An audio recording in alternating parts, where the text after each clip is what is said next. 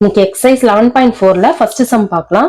இது பார்க்கறதுக்கு முன்னாடி நம்ம கொஞ்சம் ஃபார்முலாஸ் பார்த்துட்டு வரலாம். ஓகேவா? இப்ப வந்து நமக்கு இந்த மாதிரி பேட்டர்ன் எப்படி கொடுத்துருப்பாங்க அப்படின்னா, இந்த எக்ஸசைஸ்ல எஃப் டேஷ் ஆஃப் எக்ஸ்ன்னு கொடுத்துட்டு அதுல இருந்து நம்ம என்ன கண்டுபிடிக்கணும்னா எஃப் ஆஃப் எக்ஸ் கண்டுபிடிக்கணும். ஓகேவா?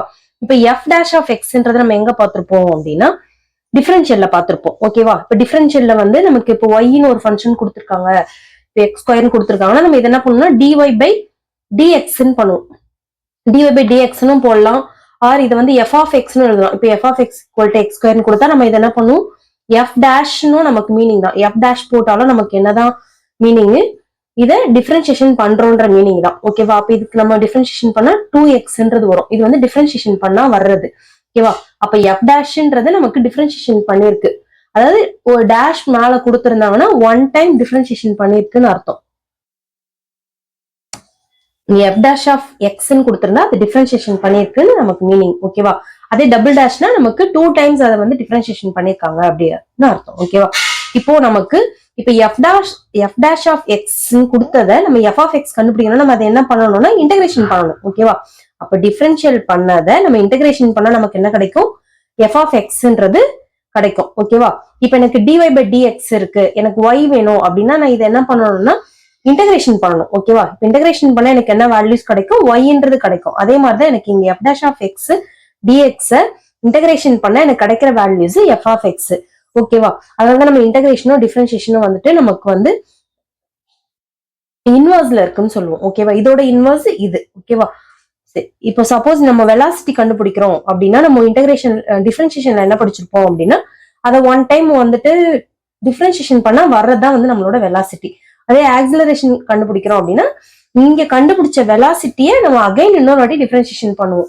இதே வந்து நம்ம இதையே 2 டைம்ஸ் கூட போடலாம். இப்போ வந்து d square s by d t t square 2 times differentiation பண்ணா வர்றதுதான் நமக்கு என்னது ஆக்சிலரேஷனும் சொல்லலாம். இப்போ நமக்கு இப்போ இதுல கத்துக்கிற ஃபார்முலா என்னன்னா integration of f dash of x நம்ம இன்டகிரேஷன் பண்ணா நமக்கு கிடைக்கிறது என்ன கிடைக்கும், எஃப் ஆஃப் எக்ஸ் அப்படின்றது நமக்கு கிடைக்கும். ஓகேவா?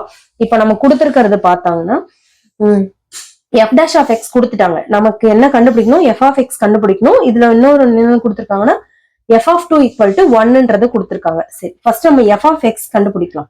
இதை நம்ம என்ன பண்ணணும், இன்டகிரேஷன்ல எழுதணும். இப்போ integration of f dash of x d x equal to, இப்போ இந்த சைடு இன்டகிரேஷன் போடும்போது இந்த சைடுமே இன்டகிரேஷன் போடும், ஃபுல்லுமே இன்டகிரேஷன் எடுக்கிறோம். இப்போ 4x மைனஸ் 5 இன்ட்டு டிஎக்ஸ். ஓகேவா? இதுக்கு நமக்கு இன்டகிரேஷன் ஃபார்முலாஸ் தெரியும். இதை நம்ம இன்டகிரேஷன் பண்ணா நமக்கு என்ன வரும், ஒன்லி எஃப் ஆஃப் எக்ஸ் தான் வரும். இந்த சைடு நமக்கு எஃப் ஆஃப் எக்ஸ் வந்துடும். ஈக்குவல் டு என்ன வரும்னா 4x மைனஸ் 5x. இந்த மாதிரி நமக்கு மைனஸ்லயே ஆர் பிளஸ்ல கொடுத்துருந்தாங்க ரெண்டு ஃபங்க்ஷன்ஸ் அப்படின்னா நம்ம தனித்தனியா ஸ்பிளிட் பண்ணிக்கலாம். ஓகேவா? இப்போ integration of 4x dx minus 5 வந்து constant, integration of only dx தான். இப்போ 4 வந்து கான்ஸ்டன்ட், எக்ஸ் பண்ணா நமக்கு என்ன வரும், X 1 plus 1 1 plus 1 divided by 1 plus 1 minus of 5 dx பண்ணா நமக்கு xன்றது வரும். ஓகேவா? அப்போ 4x square divided by 2 minus 5x. இப்போ இன்டகிரேஷன் பண்ணனே நம்ம என்ன பண்ணணும்னா இங்க cன்றது ஒண்ணு ஆட் பண்ணணும். ஓகேவா? இப்போ இதுக்கு இது நம்ம கேன்சல் ஆயிடுச்சு அப்படின்னா நமக்கு 2x square minus of 5x plus c. நம்ம என்ன ஃபைண்ட் அவுட் பண்ணியாச்சு, f of x find out பண்ணியாச்சு. ஓகேவா? பட் ஆனா நமக்கு என்ன, எஃப் ஆஃப் எக்ஸ்ல நமக்கு இங்க சீன்னு ஒண்ணு போட்டிருக்கோம். நம்ம சீன்றது கான்ஸ்டன்ட், சம் கான்ஸ்டன்ட் வேல்யூஸ் வரும். ஓகேவா? இப்போ நம்ம இந்த கான்ஸ்டன்ட் என்னன்றதை இதுல ஃபைண்ட் அவுட் பண்ணி போடணும். இங்க நமக்கு அடுத்த க்ளூ என்ன கொடுத்துருக்காங்கன்னா எஃப் ஆஃப் 2 ஈக்குவல் டு 1ன்னு கொடுத்துருக்காங்க. ஓகேவா? இப்போ நமக்கு கொடுத்துருக்க வேல்யூஸ் வந்து எஃப் ஆஃப் 2 ஈக்குவல் டு 1. இப்போ நமக்கு எஃப் ஆஃப் எக்ஸ்ல எடுத்துட்டு போயிட்டு இந்த 2 என்ன பண்ணும், எக்ஸுக்கு பதில் ரீப்ளேஸ் பண்ணும். ரீப்ளேஸ் பண்ணணும்னா இப்போ f of 2 equal to x இருக்க இடத்துல என்ன பண்ணணுமோ 2ன்றதை அப்ளை பண்ணும். அப்போ 2 into 2 square minus of 5 into 2 plus c. ஓகேவா?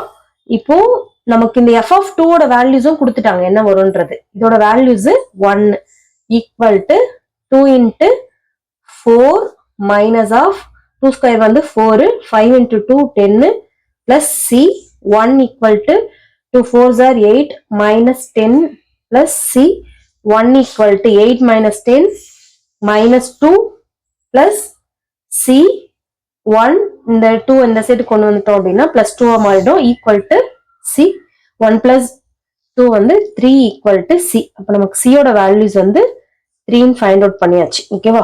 இப்போ இந்த 3 எடுத்துட்டு வந்து எதுல சப்ஸ்டியூட் பண்ணணும்? இந்த ஈக்குவேஷன்ஸ்ல சப்ஸ்டியூட் பண்ணணும். இது கூட நம்ம ஈக்குவேஷன் நம்பர் 1ன்னு வச்சுக்கலாம். ஓகேவா?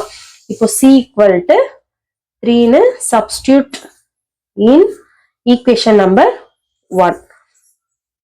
f of x equal to 2x² minus of 5x plus 3.